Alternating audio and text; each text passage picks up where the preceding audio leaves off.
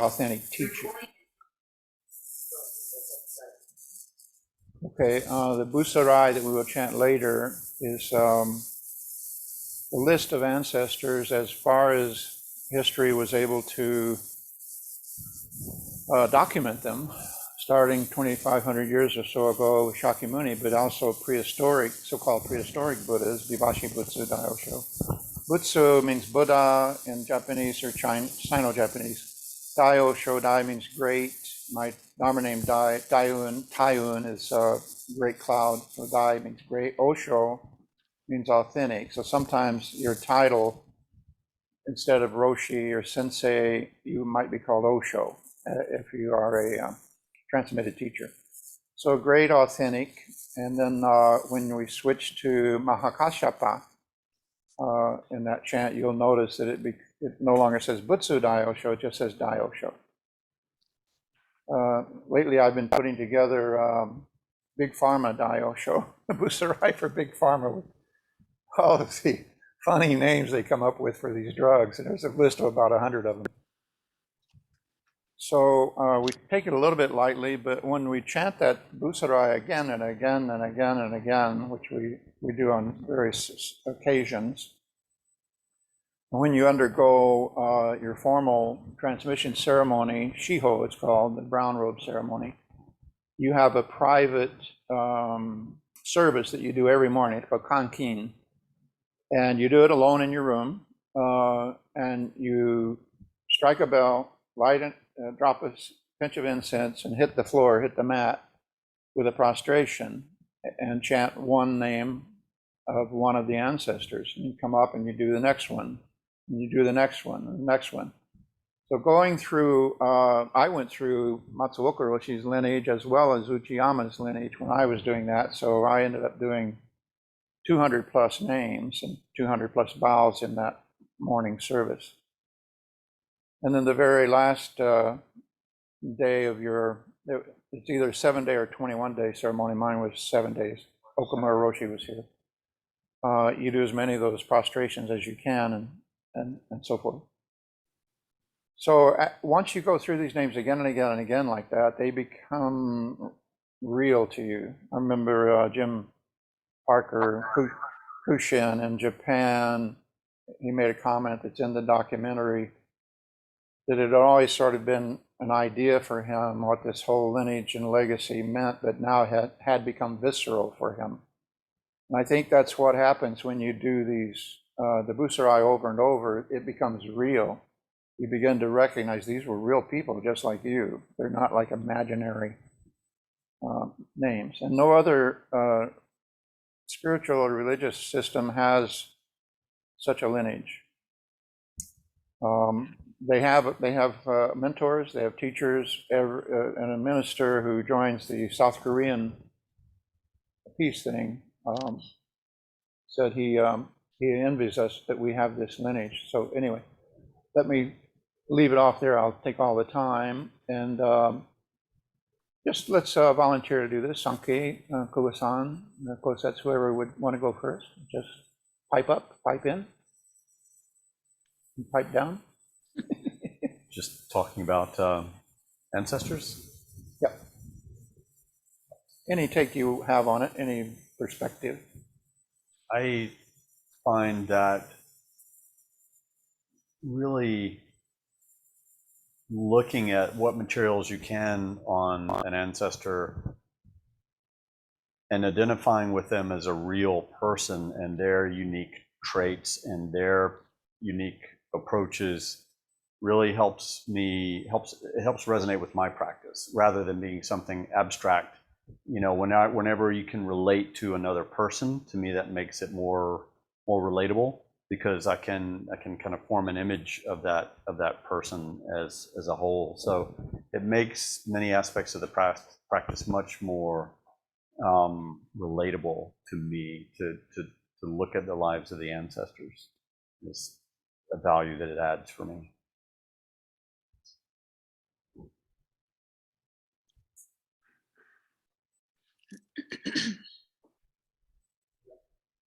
Yes, Goldman. Shinjin. I think When I was going through the ceremony for my transmission, and it was exactly since I just described, one of the things that I got really personally involved with was in a lot of the ancestors, it'll just say biographical information unknown. And I have a suspicion that that was only accurate up to a certain point in history. One of the things that happened when Mao took control of China was a lot of monasteries were destroyed and records were burned. And I suspect that a lot of the lives of this biographical information, especially through the Chinese period, was destroyed or has gone missing since then. It's kind of a hope against hope that some of it still may be out there. I mean, they just recently found new translations from the 7th century of the Heart Sutra that were written on bamboo. So I kind of hope that some of these records are still there and are waiting for us. But I think one of the things, like Kosetsu said, these were living, breathing human beings. It's not an esoteric notion. They were actual people, and some of them were real characters, and had some pretty outlandish ideas. And so by studying the ancestors, we get to see the evolution of what Buddhism is and what it means, and the history kind of unfolds through the lives of these people, because what Mahakapasha, the first ancestor, or the first patriarch, what he perceived of as Buddhism is in a lot of ways radically different from what Bodhidharma taught and what Dogen taught. And it will change as we go forward, but at the same time, it keeps its essential essence, its essential core has not changed. But there's been a lot of cultural influence and a lot of input from all of these people. But just the fact that it's unbroken, there's a dog leg here or there, but the fact that the thread is unbroken is really astounding. And we'll also chant the names of the female ancestors where it's not exactly an unbroken lineage, and as Shinjen is indicating, the so-called unbroken lineage of the male ancestors is also not exactly unbroken. But that's for historians, and if you want to study that, there's plenty of information. We recommend Gary Ferguson's book, Zen's Chinese Heritage. The Sankey, Kuasan, somebody, we got dead air here. Sankey, are you ready? Kuasan. Okay. So, do I need to come to my microphone? Sounds kind of funny. My relationship with the lineage is kind of an ongoing process. I think I have felt a little bit of resistance to what it is. It sounds so austere and a little overwhelming, and for a long time I just was like, yeah, there's this list, and I conceptually understood and had some gratitude for it. And then I kind of sort of figured out that I know you said that we are very exceptional and that we have this kind of lineage in Buddhism, but we kind of have lineages in everything we do. I noticed, in music, you have teachers who have teachers, and it's a very precious thing that they also pass on, even though it's not Buddhism. But that got me thinking about what lineage could mean for me in my practice, or anybody. And I realized that I'm building a big old concept, but yeah, I don't think concept is necessarily a bad thing. You have to start somewhere. So my concept of this lineage is that the Dharma teachings are beyond my ability to conceptualize. They don't, and especially the beings, they don't rest in a place that is any place, beyond place. It's not confined by space or time. So I think, like all dharmas arise from emptiness, I think that it's always there for me. And what links for me, what the red thread is beginning to feel like to me, is the link and the compassion that this lineage allows me to view and realize my Buddha nature, which also they all have. And it's always there. And it's not something for me that's in the past. Though when I read about it, sometimes it feels very historical. But I think the essence of all of this being empty and that it manifests beautifully is what I find in the red string. So like I said, this is a process for me, and I'm starting to have gratitude for the lineage, which is something that's developing. And one last thing, it especially kind of started to blossom like a sunshine on this tightly closed flower bud when we were studying Susan Murcott. I started to notice that all of the Tiragata poetry was very touching. And so this is one that is very, that I remember a lot. A woman named Swana, a nun, the woman who took care of her grandmother and wasn't able to be ordained till almost the end of her life, but she had been practicing anyway all her life. And she heard Buddha repeat this: "Lie down, old woman, in the robe you made. Your desire is still, you are quenched and cool." And when she heard that, It's still what?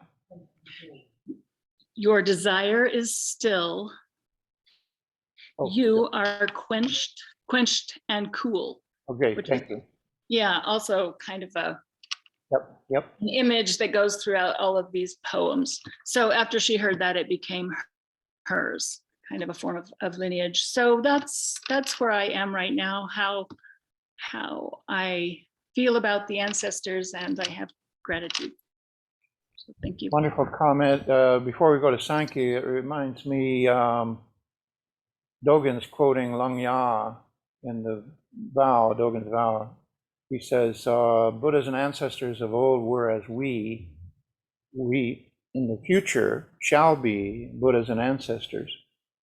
Revering Buddhas and ancestors, we are one Buddha and one ancestor. Awakening Bodhi mind, we are one Bodhi mind. So we have these expressions, rubbing eyebrows with the Buddhas and so forth. When you gouge out your eyes, they're replaced with Buddha's eyes. So you become the ancestors. But the patriarchy of it, I think your point is well taken. We really want to, in our minds, go way back before Buddha was born, Shakyamuni, and all those prehistoric Buddhas, who knows how many eons they're supposed to represent, and back to the origin of human life, you could say, on the planet. And there had to be fully awakened, enlightened people. I mean, in those conditions, you had to be enlightened, I think, or you didn't survive. But they're not known to history. Yeah, thank you. If I could continue on with that thought, because I was thinking of the other end of the time scale. We tend to think of ancestors as being ancient and very remote in time. I was also thinking of the same phrase, ancestors of old were as we today. I have been viewing more and more many of our contemporaries as ancestors in terms of, for example, Okumura Roshi. You know, I have been fortunate to see him speak live a few times, but he's also just remote enough that it's a little bit different than being with a teacher, very, very frequently. So it kind of puts him in that ancestor realm for me. And I think where what really demonstrates that bridge is John Daido Luri Roshi, who I was fortunate to attend some retreats with him before he passed, and now he's an ancestor. You're beginning to look a little like him too. Oh, okay.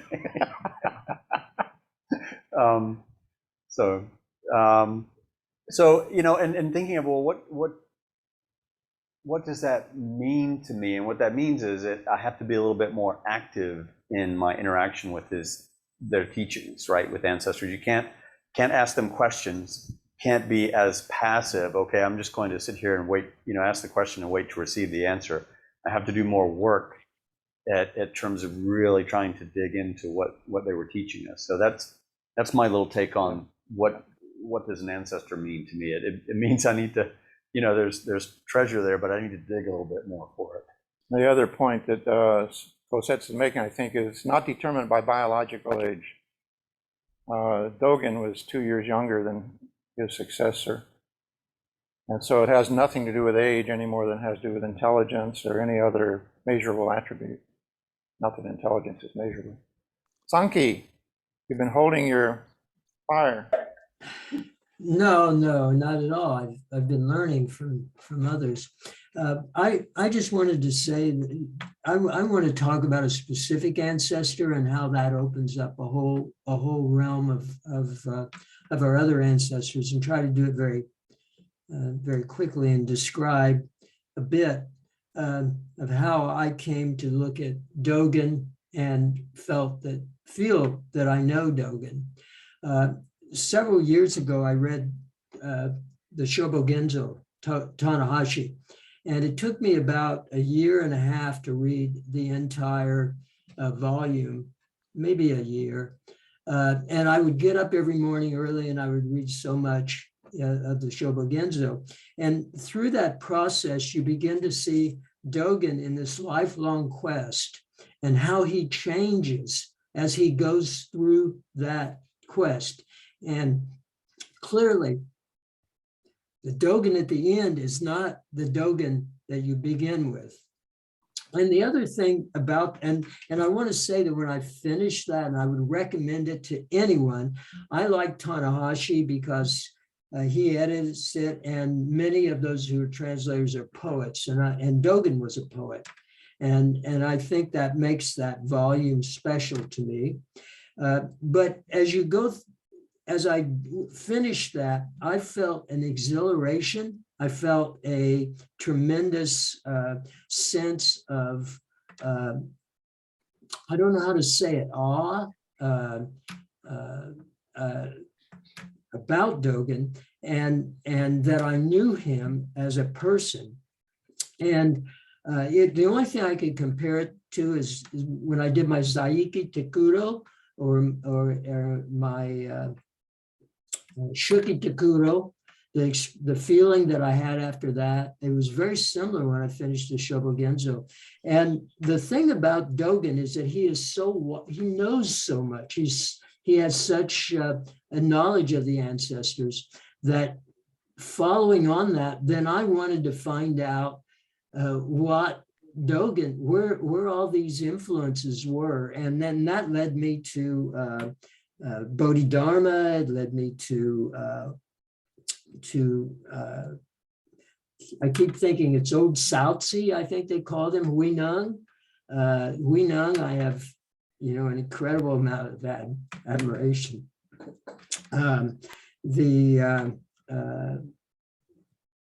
As you go through those, and the Avatamsaka Sutra, which I think is one of the most important that we probably don't read a lot, but for good reasons, actually. But I would say that that's how I have come to relate to these ancestors, and they've come to mean something to me as people. And I would like to echo some of those remarks that others have said about this. This practice of reciting the ancestors that Hojo talked about sounds to me something like that would be something I would like to do. I think I'll try to incorporate that in my practice. It is a rare thing that we have, and we need to appreciate it, and we need to honor those that came before us. And I am sure we too will be honored as time goes on. I'm not sure of that last remark there. Doesn't matter.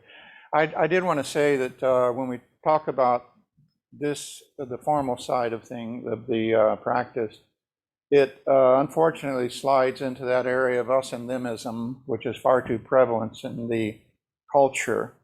And so we want to make the, you know, we don't wear our robes very often. We're going to robe up today for the ceremony a little bit. But that also sort of puts a difference between you and me. You know, I got the robe, you don't. If you had a robe, you could be a Roshi too, right? But there's no, everybody should take this message to heart that Sankhya and the others are saying here. And I want to turn this over to questions from the audience for the panel, and I'm going to bow out of those responses. But these are all of our ancestors. Very much like the saints in Catholicism, they all claim personal experience and epiphany. And some of them, like Joan of Arc, got burned at the stake for it, so it didn't always turn out well. But our ancestors are more like the saints, you could say, and sometimes they're referred to as Saint so-and-so, Saint Bodhidharma, because they had claimed personal experience. And in fact, if they didn't have personal experience, they were not really a genuine ancestor. And so that's another distinction that makes us, our ancestors, more like the saints in Christianity. So, but even Joan of Arc or any of these, Jesus was not Christ was not a Christian any more than Buddha was a Buddhist. They were just people like us. And what they did and what they taught became what was later known as Christianity or Buddhism. There is no such thing as Buddhism. There's no such thing as Christianity, really, but don't tell any Christian I said that. So these are all our ancestors. They're human ancestors. And even human is questionable in Zen. So with that, I think we could take some questions from the audience. But again, I'd like those directed to the panel.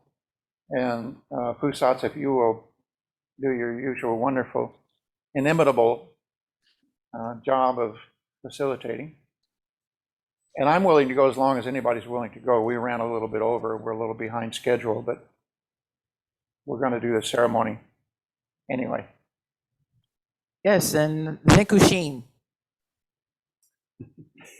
Well, thank you all for your lovely thoughts and considerations. And as you were talking, what came to me was I've had the deep honor to work with a lot of people who have lost loved ones in their lives over the past 20 years. And what I learned through that process, and I think it's similar to what Cosette's and others were saying, is we understand differently about this person we've lost. It's not that we don't have a relationship. It's that our relationship changes with that person, but it's still a relationship. And it's a very important one. And listening to some of you finding your way into a relationship with Dogen or one of the ancestors through a little more digging, suddenly they become, if you will, alive again. And we have a real tangible relationship. It's not just a name in a book or a chant that we recite. So I just throw that in, and maybe there are comments from the panelists, but to me, that's what keeps us alive together and keeps our relationship not made up, but real and something that we can hold on to.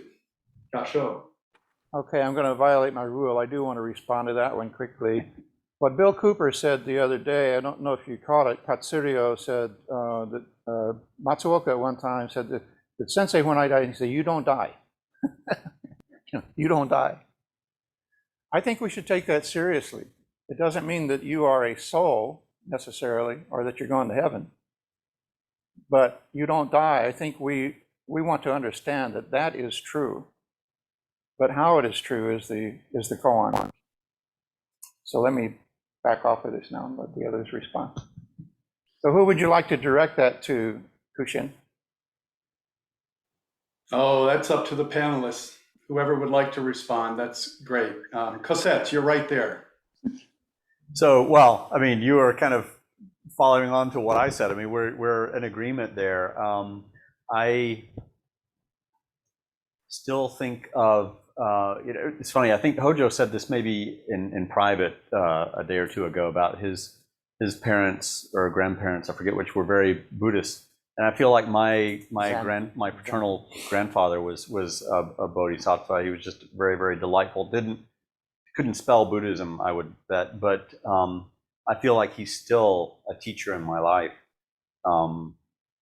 So in terms of that ongoing relationship with them, and I'm kind of juxtaposing that family personal relationship of someone who did pass in my lifetime with our ancient ancestors to kind of make that bridge of, yes, that is, the more I get to know them, but the more there is that growing sense of the same kind of a relationship, if that makes sense. The question we should ask ourselves in Zen is, the deceased, where are they now?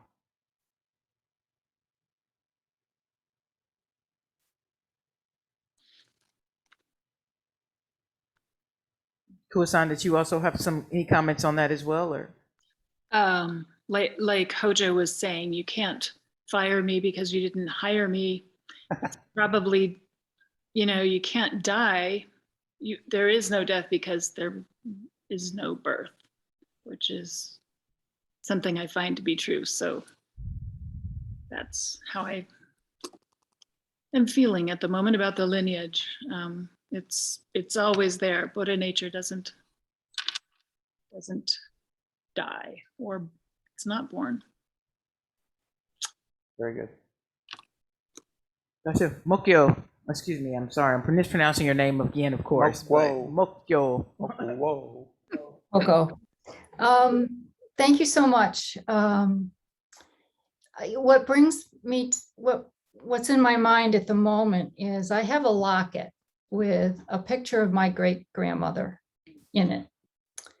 And whenever my grandchildren come over, they want to see this locket. And they want the story. It's their great, great, great grandmother. And they want the story of all the different greats. And so I think it's human nature to want to know, it's human nature to want to know who comes before me, and if you think, when I think of my childhood, my grandparents were just a wonderful spot in my life when they were alive, and now that they are no longer here. So I get the same feeling when I'm learning about the ancestors of Zen. I just think it's human nature that we want to know who came before us, what did they do, how did they get here, and it's like, how am I alive? What is this thing that now I'm alive or on this earth? Thank you. In the room? Except she, I don't know. Yeah. You good? I have a question or a comment here. Ancestors are really near and dear to my heart. I love ancestry. I love the connecting in. Even in our ceremonies, when you're chanting or saying, all the Buddhas, past, present, and future, rejoice at as you come forward and participate on the path. And for me, I think it's such an honor to be able to have these footprints or these kind of imprints to step into, and to give us really hints or embrace us in our training and our teaching and our path. For me, it always, every morning when we're sitting and meditating, I can feel the support, to know that I'm not doing this alone, and not only I love when Hojo, when you were saying, yeah, or I think it was Cosette's, where we will eventually become ancestors too. And so to know that we have that support, now in the present and the past, and Shakak, your time is always coming up as always. But really, the thought and the work that continues on, even beyond, what we see in the human form. And I know y'all don't like to get all, ethereal about things, but essentially the knowledge and the support that we have, in this present time and beyond. So for me, it's something that we hold, they held for us, and we continue to hold for our, those that will come after us. And every month when the newsletter comes out, I do this. I use a newsletter as part of my practice, and it's always interesting, when the ancestor that, you focus on, to read that and to really go back and try to, understand how that particular ancestor supported our lineage. I'm always excited to hear Sankey talk, because he loves Dogen, and I love, Sankey, the way that you present Dogen. I was just saying this to Cosette's last night, that you always bring Dogen to life for me. So I appreciate your comments always. But again, I am an appreciation of the Sangha. It's not always an easy path. We're here to support one another. We can help and support each other along the path. So I love ancestors. I love embracing that. And I hope we, continue to embrace each other and support our ancestors in the present and in the future as well. So God show everyone. That's my only comment. There's a hand up. Yeah, right. you could say. I would just say, simply following quite a bit on Fusatsu's comment, that I am sustained sometimes on the cushion, I should say in particular, at times on the cushion, by knowing that I am in a line, I am in a lineage. Of course, in a very humble way. As a practitioner,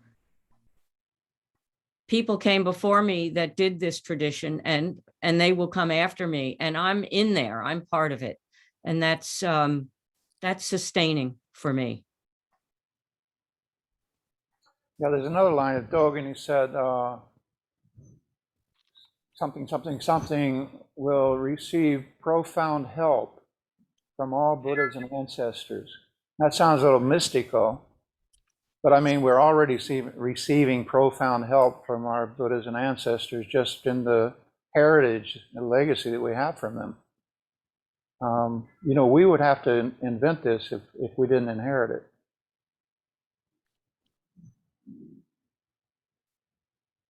Matt. Not to almost go off topic a touch, but when I think of ancestors, I spend most of my time in the wild here in Montana, and I sit beneath big trees and spend time around old mountains, and my ancestors are absolutely the natural world as well.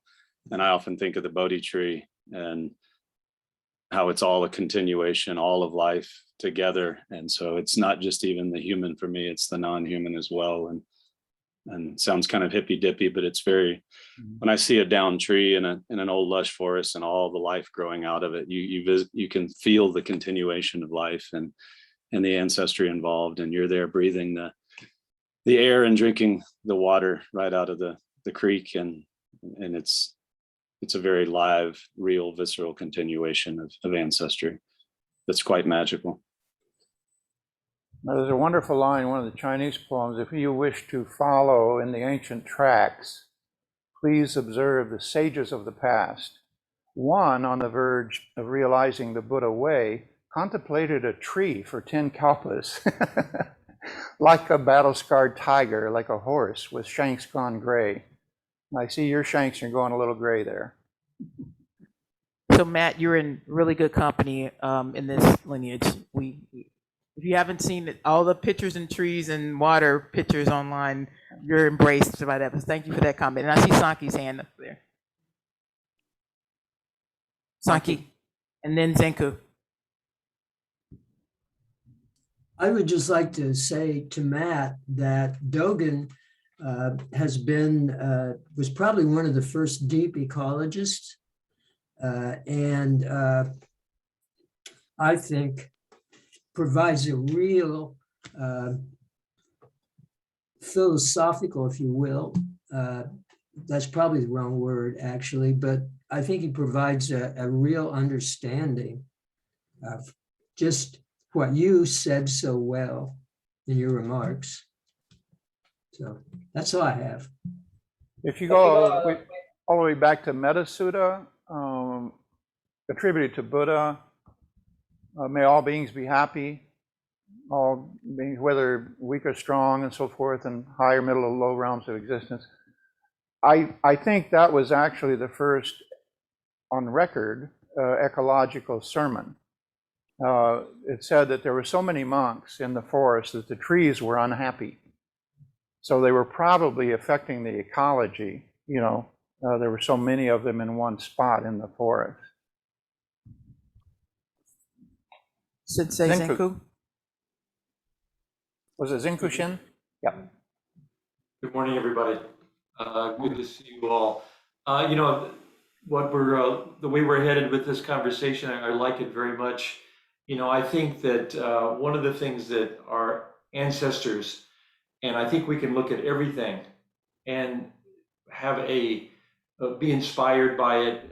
You know, to see that everything is teaching us. You know, the Dharma is everywhere. Reality is everywhere. I think our ancestors are big pillars in this thought process, but I think it can help us realize that yes, they are giants of influence, but everything in the universe is teaching us, and I think that's, you know, as Matt very well said, Doshin is his Zen name. He really brought that to light, I think, and I think that's very, very important. And the more we are in a position, you know, as Dogen said, to get out of projecting ourselves on the universe always, but allow ourselves to quiet down and let the universe inform us, you know, I think that is one of the essential teachings. Wonderful point. And again, to back that up with a little credentialing from history, that one line in one of the great poems says, now this is about sectarianism and schools of thought and so forth, and how we don't want to get too bogged down in the lineage, in comparing it to other lineages or any of that sort of stuff. Because now there are sudden and gradual, this was after Huineng, in which teachings and approaches arise. With teachings and approaches distinguished, each has its standards. And I put a big but in here. Whether teachings and approaches are mastered or not, reality constantly flows. This is Zenku's point. Keiko. And then Cosette.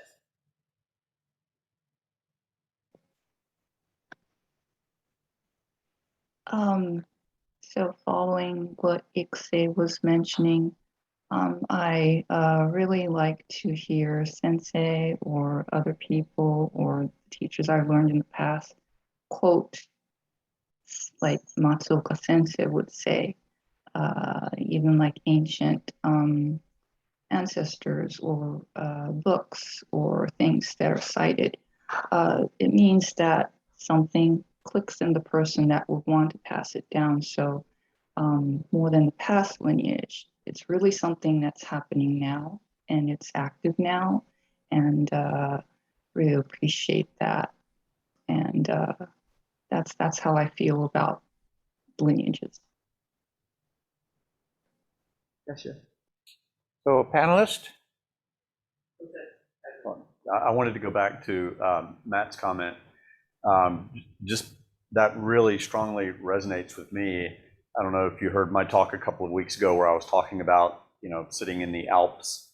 I sit outdoors a fair amount. When I took my college student group for a spring retreat, their favorite sit of the day was on the dock at 6 a.m. College students anxiously getting up at 6 a.m. to listen to the lake wake up. And this was in the spring, so we went out in the dark, you know, and then the dawn would rise.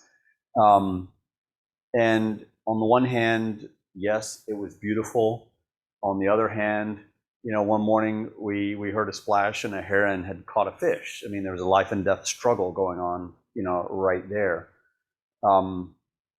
My Dharma name is Kosetsu, refers to universal preaching related to the teachings of the insentient. And I wonder, if Hojo gave me that name because he knows how much that means to me.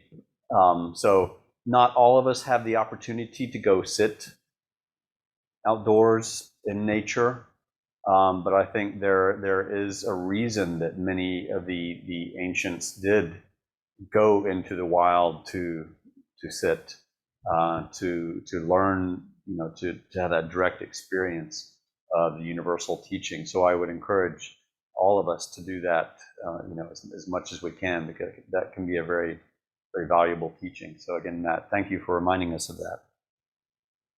Any other panelists? I would like to say one thing to Mokuo.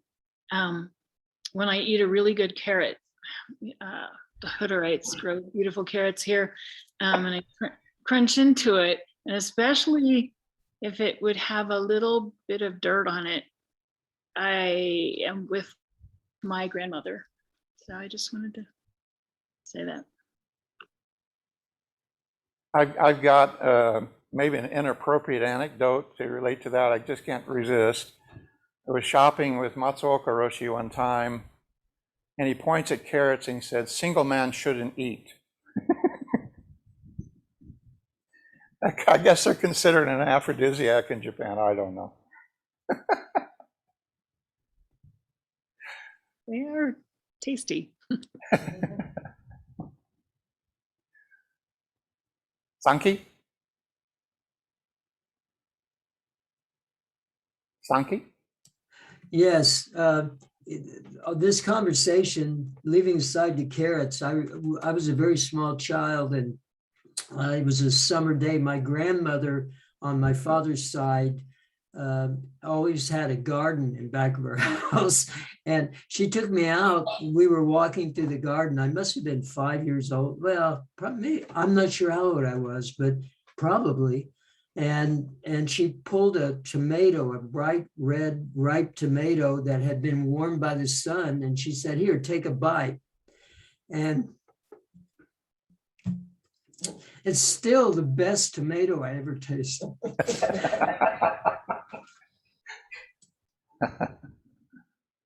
Been there, done that.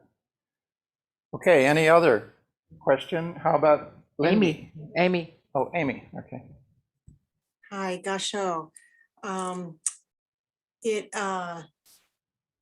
It's always so stark.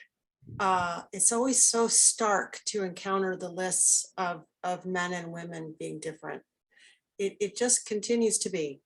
And I look forward, as I learn more and spend more time, of finding another way, even for myself, to present that information to myself, another way to look at it beyond the duality of the presentation that we go into for lots of reasons.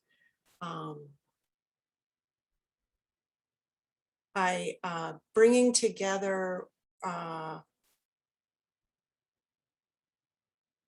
the list experience of men and women and the experience of men and women in Sangha is a connection that I'm working through. Gasho. Anyone want to field that one?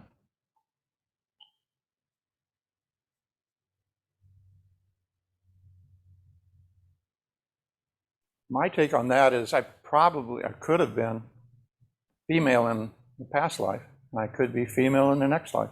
I don't know. I don't feel male or female in particular. XY chromosomes dancing around in all of us.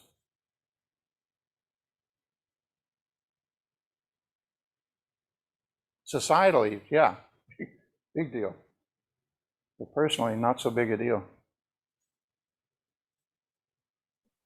I look forward to the what technology offers as a way to play and move things around easily with the app that Sensei Sangak is working with, that there are ways to just look at it, to just change the presentation and look at things in other ways, to play with it. I think will be fun to do. Is there a reason why the list can't be merged together chronologically and practiced that way? Is there something, is that, I'm just asking the question. Sangak's got his hand up, and maybe he's got a rational response here. I have been looking at this for some time now, and there are very good lists of everything. And there are even some hyperlink possibilities. Wikipedia offers that. But there is not what we are striving to do with the Women's Ancestor Project, and that is to be able to couple within a period of time, let's say a generation, 20 years, the men and women ancestors who were in close proximity enough to each other that the potential for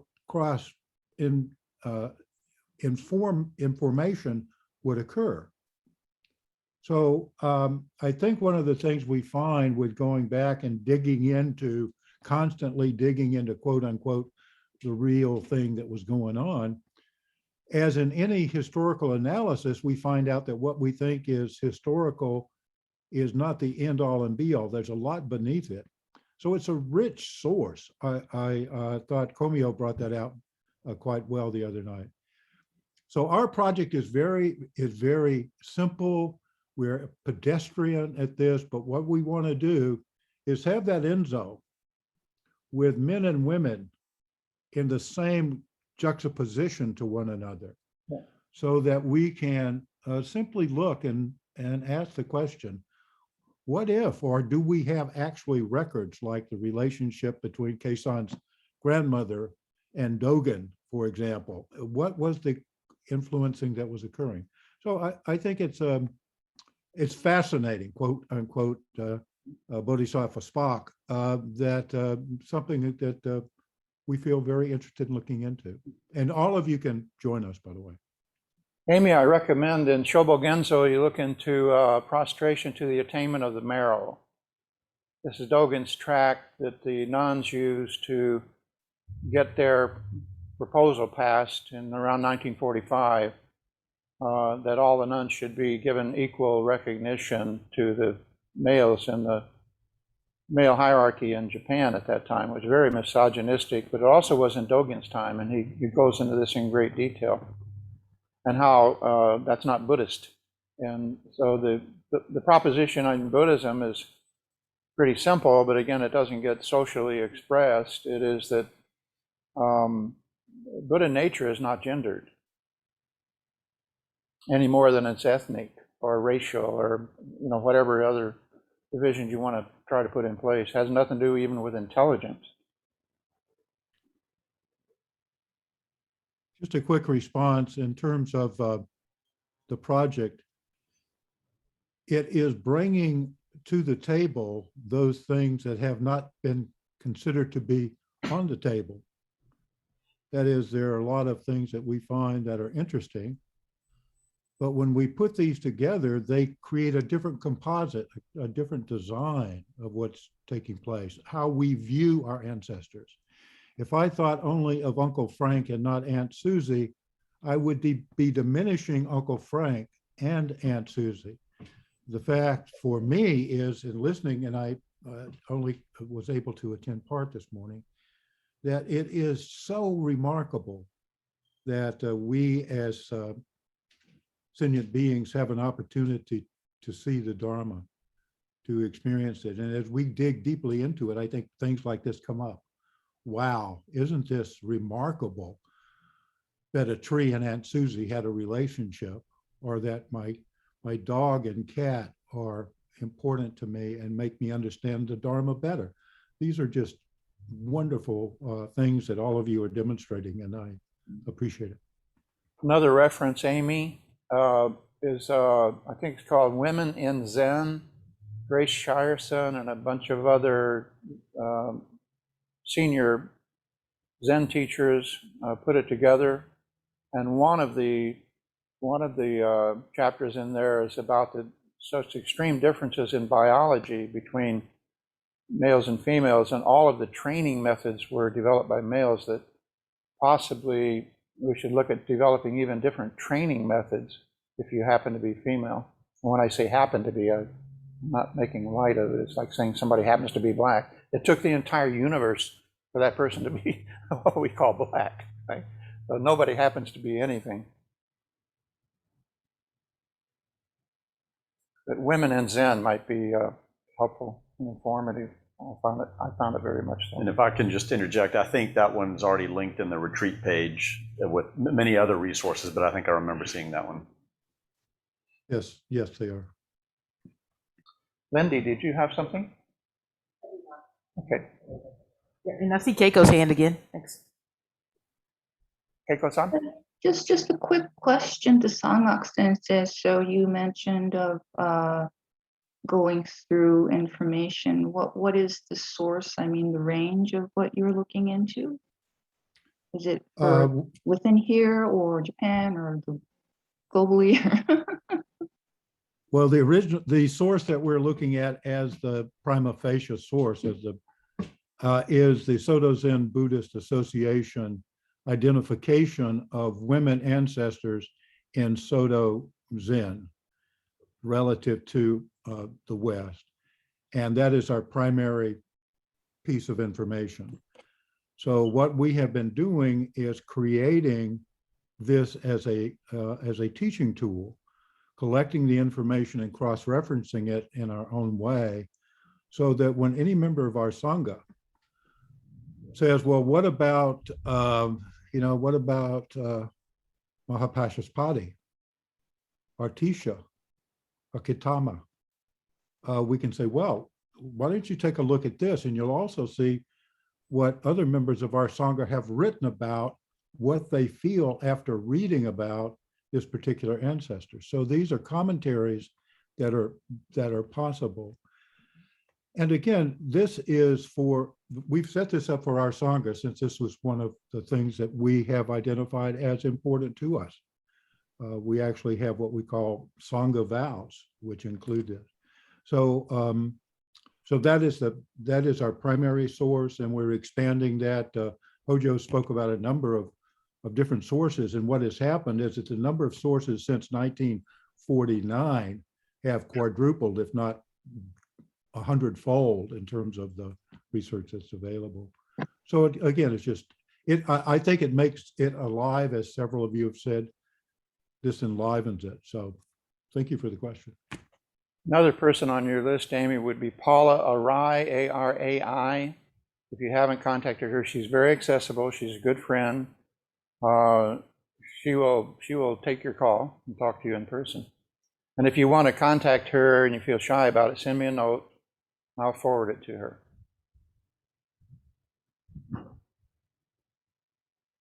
So any further questions? We need to go into the ceremony. Yep, or closing comments, anything else, and then we'll transition. Here's one. I would just like to say to Kiko, if you'd like to join us in our research, my email is in the resource page. So if that's all, I'm going to beg your indulgence for Kosets and I not to put on our big, heavy, hot robes and just wear our little miniature rakusu here and go into the ceremony. Because our Doan today had to go to work, I am going to be the Doan, and I will lead us through this. And what I'd like to do is, instead of chanting the Heart Sutra, we'll chant the Hanya Shingo in Japanese in recognition of our ancestors. And you may not get to hear that very often or chant along with it. And then we'll go right into the others. But we'll start with the repentance and refuge as usual. And give us about 5 minutes to get set up, folks, and we'll get started shortly, and we'll get but take a little break. Did you want to do the closing Dharma chants, or do you want to wait? I think let's just go right into the ceremony. This was All right. not so much Dharma Okay. as it was, well, it is, but All right. Gasho. it's all Dharma.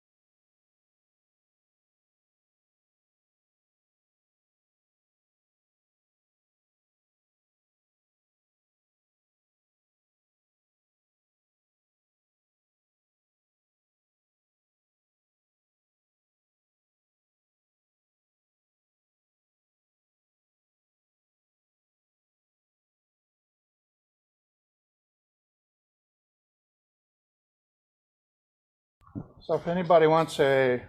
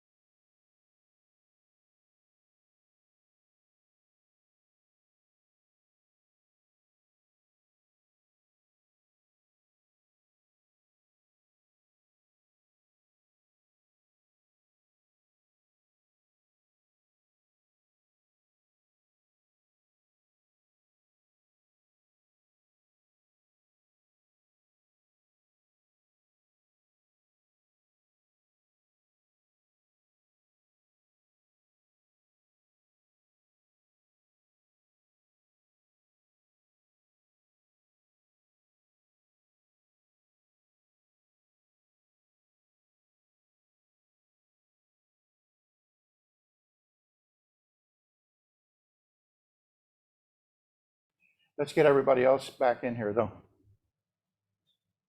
I don't know if Lindy left.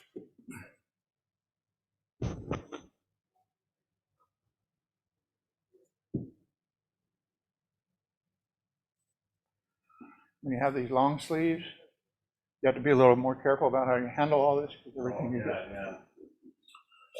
Well, I tell you what, with the kneeling, I gotta worry about kneeling on my sleeves and then stepping Yeah. on my. That's right. You need to hitch it up like a skirt. Hitch it up like a skirt.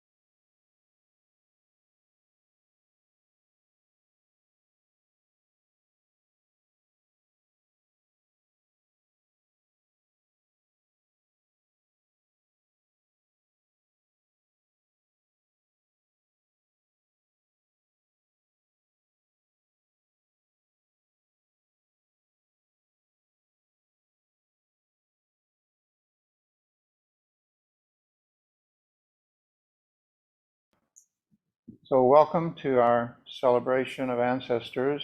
If you're at home, those at home, please rise and stand facing your altar. This is not a very long ceremony. And at the end, when we do the Kanzeon, each individual comes up and offers a pinch of incense. So at your place, if you want to just come up and light a stick or something like that at the end, and we'll keep chanting the Kanzeon until the few people that we have here, half a dozen or so, have come up. So chances are, my voice.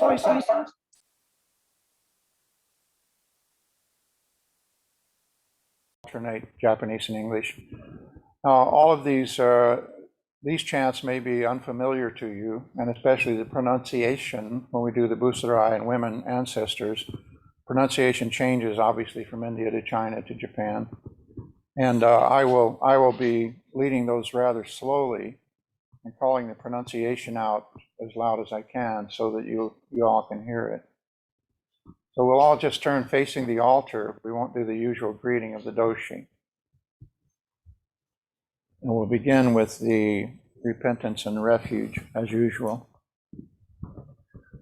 So I will do a roll down for that.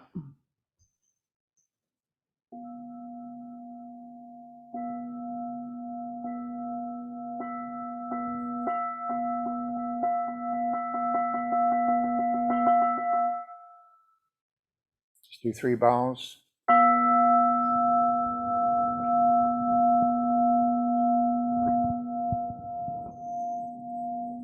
Standing bows are always proper.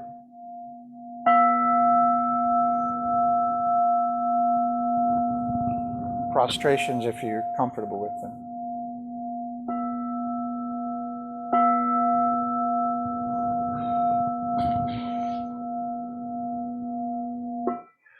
All my past and harmful karma, born from beginningless greed, hate, and delusion, through body, speech, and mind, I now fully avow. All my past and harmful karma, born from beginningless greed and delusion, through body, speech, and mind, I now fully avow. All my past and harmful karma, born from beginningless greed and delusion, through body, speech, and mind, I now fully avow. I take refuge in Buddha. I take refuge in Dharma. I take refuge in Sangha. I take refuge in Buddha, the fully awakened one. I take refuge in Dharma, the compassionate teaching. I take refuge in Sangha, the harmonious community. I have completely taken refuge in Buddha. I have completely taken refuge in Dharma. I have completely taken refuge in Sangha. Please turn to the Hanya Shingyo.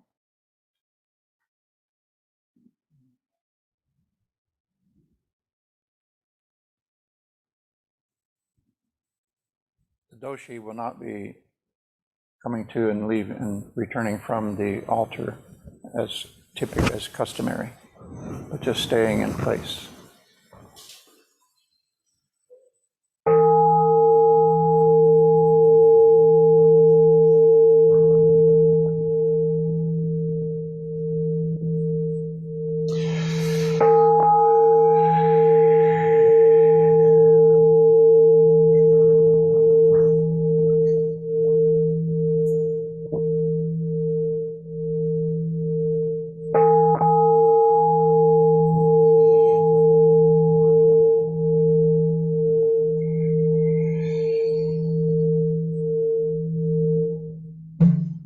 Maka hanya haramita shingyo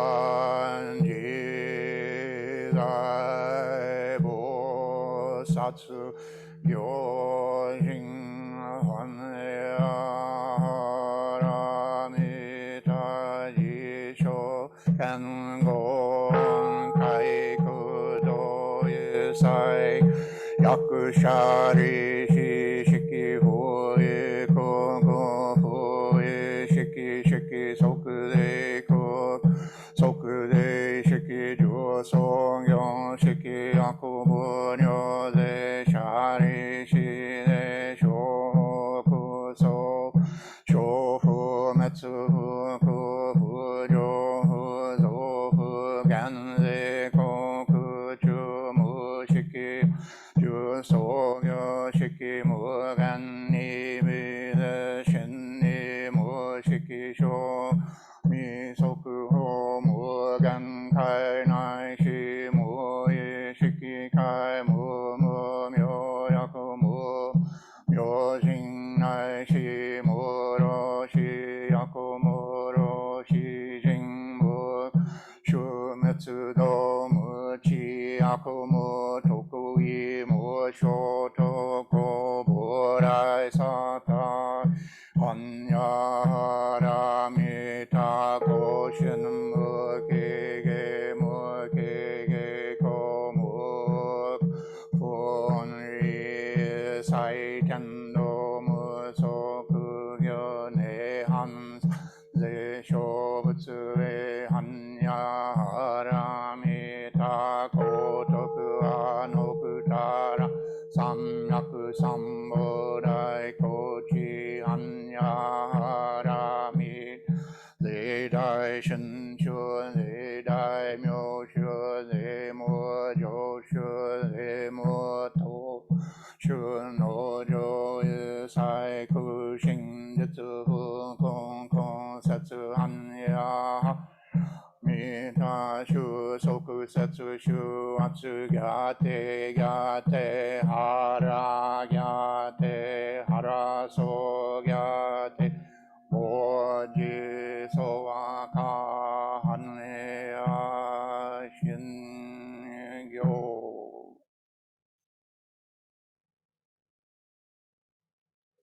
Please turn to the Busarai. These are the names of the Buddhas and ancestors. Beginning with the lineage of Zengak Soe Matsuoka Roshi. At certain intervals, given names, we strike the gong, and at that point it's proper to bow. And again, standing bows are proper.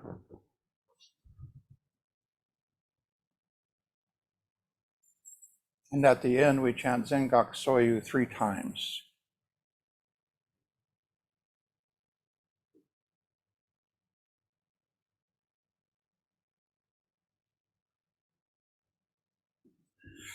Busora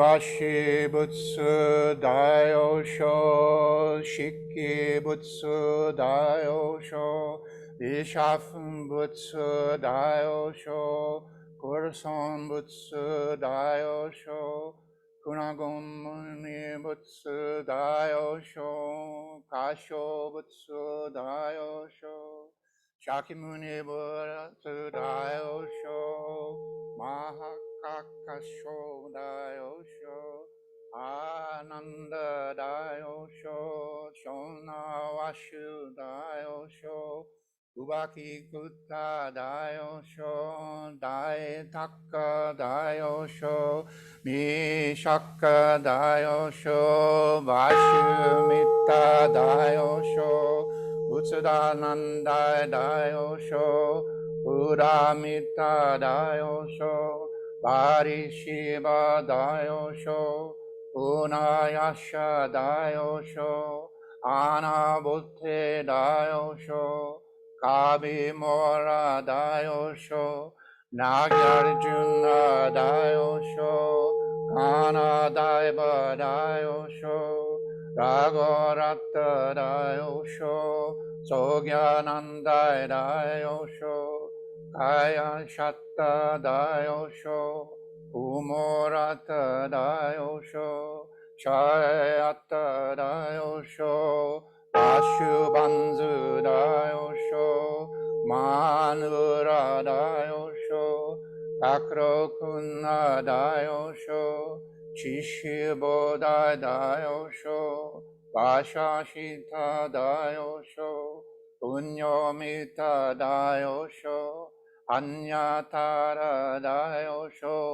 Bodhidharma Daiyosho Taiso Ekko Daiyosho Kanchi Sosan Daiyosho Daido Shin Daiyosho Daiman Konin Daiyosho Daikane no Daiyosho Seigen Gyoshi Daiyosho Seikito Kisen Daiyosho Yaksani Gan Daiyosho Ungon Donjo Daiyosho Tozan Yokai Daiyosho Ungo Doyo Daiyosho Doan Dohi Daiyosho Doan Kanshi Daiyosho Rosanen Kan Daiyosho Taiyo Kyogyen Daiyosho Toshi Gise Daiyosho Uyo Dokai Daiyosho Tanka Shijun Daiyosho Choro Seiryo Daiyosho Tendo Sokak Daiyosho Setcho Chikan Daiyosho Tendo Nyojo Daiyosho Ehe Dogen Daiyosho Koun Ejo Daiyosho Tetsugi Kai Daiyosho Keizan Jokin Daiyosho Asanjo Sekdayo Sho, Tsugen Jakre Dayo Sho, Seikyoku Shinryo Dayo Sho, Chikyo Shoyu Dayo Sho, Daisandon Ne Dayo Sho, Ishi Iban Dayo Sho, Dayan Shueki Dayo Sho, Ishu Chushin Dayo Sho, Shunmei Shito Dayo Sho, Unan Toryu Dayo Sho, Ryushitsu Chikyu Dayo Sho, Yoshitsu Wijak Dayo Sho, Kaio Genkyo Dayo Sho, Ryuen Eishu Dayo Sho, Daishitsu Choyu Dayo Sho, Kanokushin Tok Dayo Sho, Ryuzan Shudon Dayo Sho, Chikrin Eikai Dayo Sho, Chikwo Shorin Dayo Sho, Rinbak Shohin Dayo Sho, Tetskin Shuryo Dayo Sho, Ryocho Sho Tats Dayo Sho, Tanzan Kyoho Dayo Sho, Jikiho Shuzan Dayo Sho, Hiro Gikan Dayo Sho, Onko Jisen Dayo Sho, Chogai Kinshu Dayo Sho, Choshu Gendo Dayo Sho, Ryozan Ninto Dayo Sho, Ito Kankok Dayo Sho, Gente Kanryu Dayo Sho, Nano Suiyo Dayo Sho, Gukai Sintoi Dayo Sho, Zengak Soyu Dayo Sho, Zengak Soyu Dayo Sho, Zengak Soyu Dayo Sho.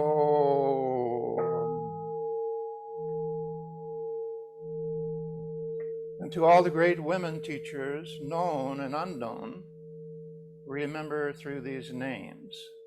So before each name, we say Acharya.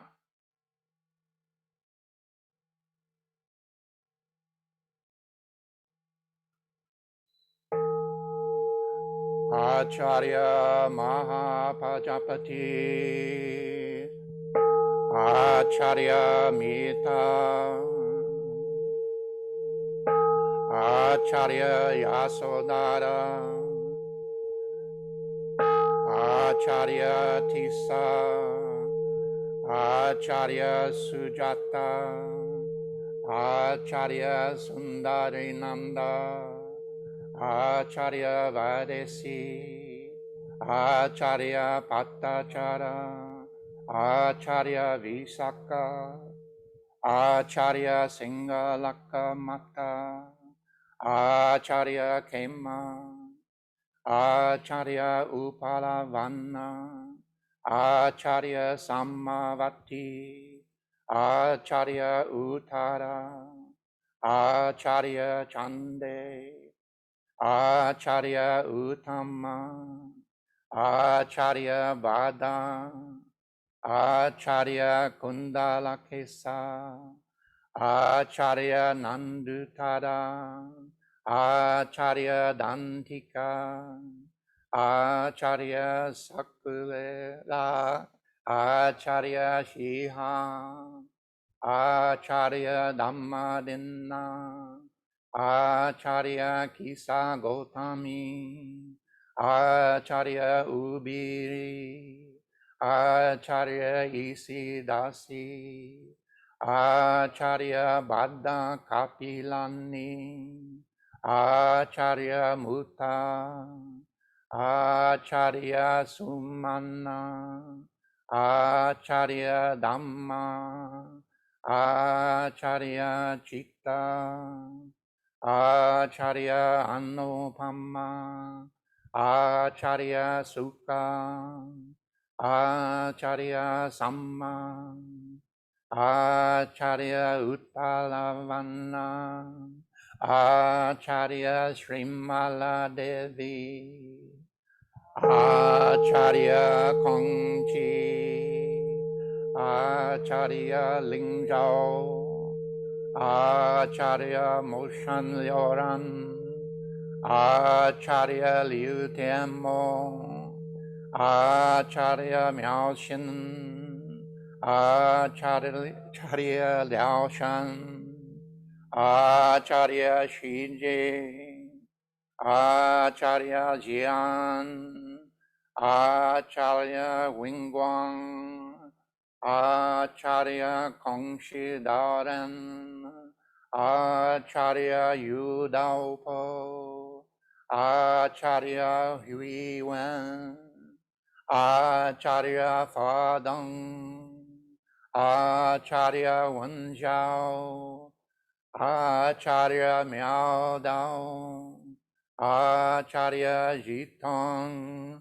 Acharya Zenshin, Acharya Zenzo, Acharya Ezen, Acharya Ronan, Acharya Egi, Acharya Shogak, Acharya Ekon, Acharya Shozen, Acharya Mokufu Sonnen, Acharya Myosho Enkan, Acharya Ekyu, Acharya Eshun, Acharya Shoshin, Acharya Suitsu, Acharya Chiono.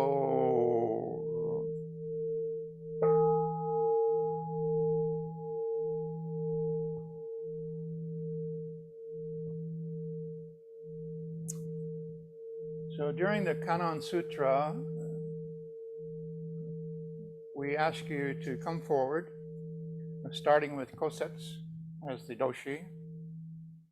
Place a pinch of incense to your forehead, sprinkle on the charcoal, and then just raise a pinch to Buddha, sprinkle on the charcoal, making a bow before and after, and step out and return to whence you came.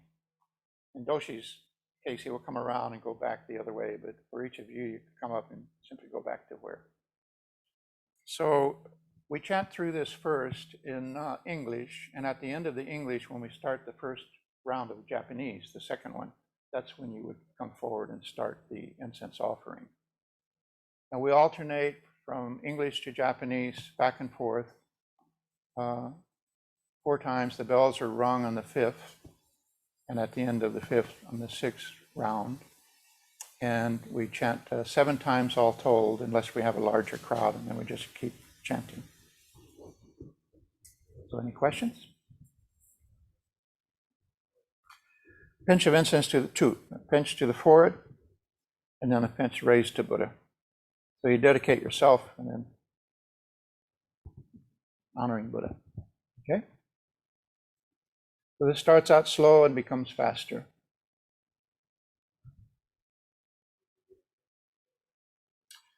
I think you could just step back out and go back to where you are, since we're asymmetrical today.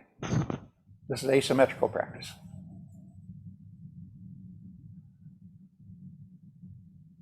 Kannon Sutra.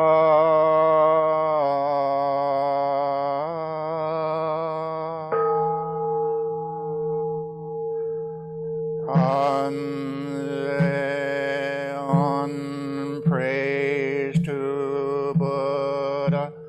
All are one with Buddha. All awake to Buddha.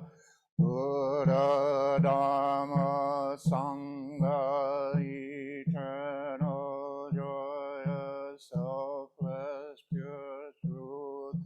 Day Kanze on through the night. Kanze on this moment arises with mind. This moment itself is mine. Kanze on Namu Butsu, Yobutsu, en Yob, Uen Bupo, So en Jorakunga, Jo Chonen Kanze on, Bonen Kanze on, Nen Ju nin Furishin Kanze on praise to Buddha, all are one. Buddha, all awake to Buddha, Buddha, Dharma, Sangha, eternal, joyous, selfless, pure through the day, Kanze on through the night. On this moment arises with mind, this moment itself is mind. Kanze on namu butsuyo butsu and yo butsu and bup. So in jo rakuga jo chonin kanze on bonin kanze on nin jushin ki nin pur shin kanze on praise to Buddha, all awake to Buddha, Buddha, Dharma, Sangha, eternal, joyous, selfless, pure through the day, Kanze on the night, Kanze on this moment arises with mind, moment itself is mind, Kanze on Namu Butsuyo, Hu in the Yobutsu, and Bupo so in Rakuganjo Chon, Kanze on Bonin, Kanze on Nen Jushin Ki, Nen Furishin, Kanze on praise to Buddha, on Buddha, all awake to Buddha, Buddha, Dharma, Sangha, eternal joy, selfless, pure to the day, Kanze on through the night, Kanze on this moment arises with mind. This moment itself is mind.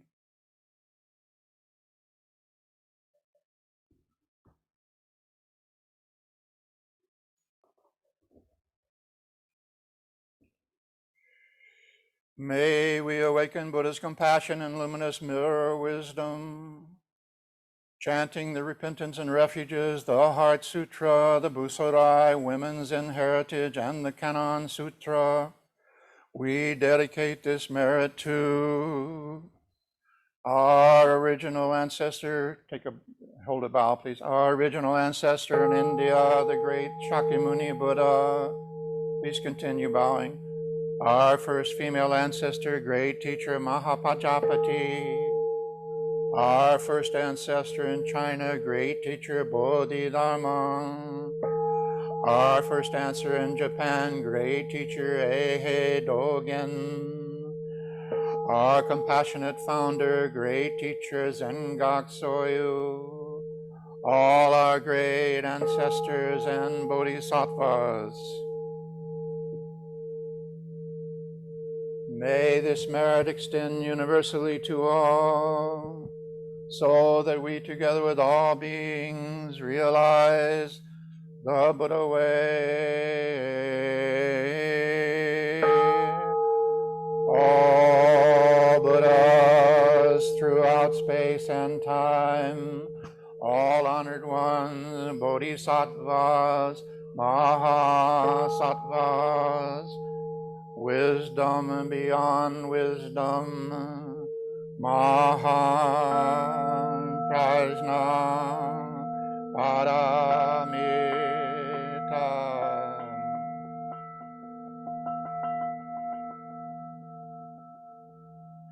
Please join in 3 bows.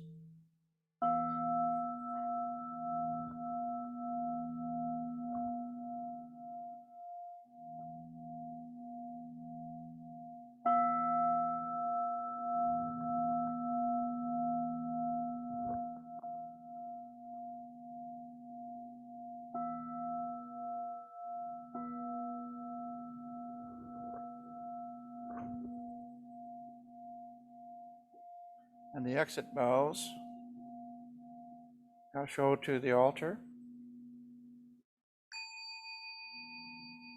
Doshi steps back. Shashu to Doshi.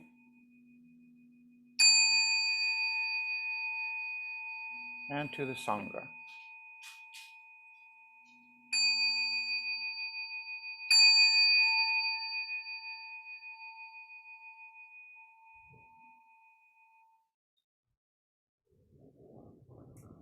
So this is the end of the ceremony.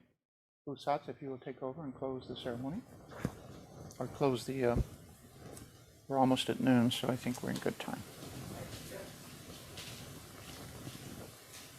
Thank you, Sandra. I would invite our senior teachers if they would like comments for close our retreat and conference out since they did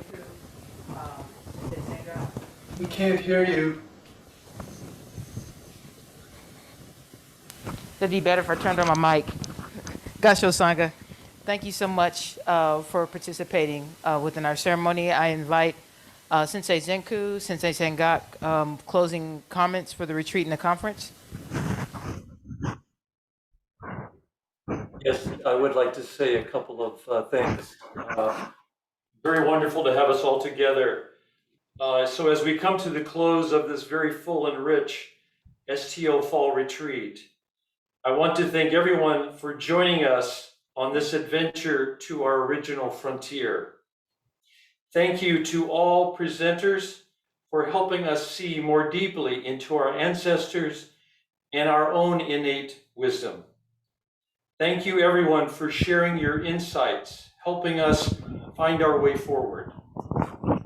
Special thanks to our indispensable conference producers, Fusats and Cosettes. Thank you so much.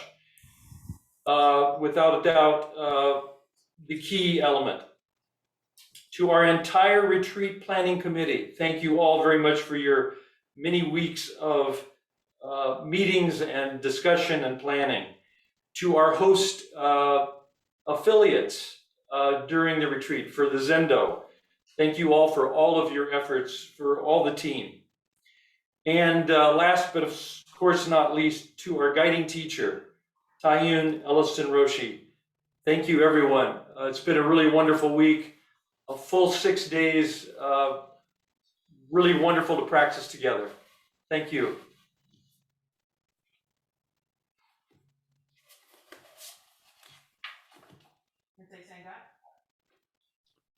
I think the work that has gone into this conference and retreat stretches over many months and many, many, many hours, and is a wonderful monument, I think, to what we can all do as a Sangha when we choose to do so.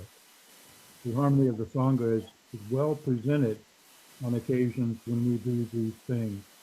I too acknowledge everyone that has been involved, particularly those of you that have been involved on the receiving end and paying attention throughout these 6 days. I would add 2 more things. One is, do not forget to do your post-retreat and conference survey. This information is invaluable to the retreat and communications team as we move forward. And our moving forward is only a few more days as we go into Founders Month, where we acknowledge the founder of the Seventh Thunder Order, and in doing so, continue our emphasis on lineage. So I simply add Gasho to all the Gashos that have been offered. Sensei Elliston, anything else? I wanted to remark on this anomaly. We're all bowing to the screen, but the camera's over here, so I think we should all bow to the camera. We got 21st century. Thank you all. We would. So my closing comment would be, I just continue to be impressed by the wonderful depth of contribution from all of our Sangha members and speakers. It's a continuing revelation of how deep everyone's practices and what they're sharing with us. So thank you to all. And again, thank you so much, each and every single one of you. Cosettes, deep bow, Gasho, to you for your continued support in our communication Sangha and our Sangha at large. So we do this for you. We do this for the practice, and we do this to just keep on sitting. So as Hojo Sensei says, sit still enough, long enough, and we hope and wish and aspire for you to continue to do that as well. Gasho, everyone, we thank you. We appreciate you. Gasho.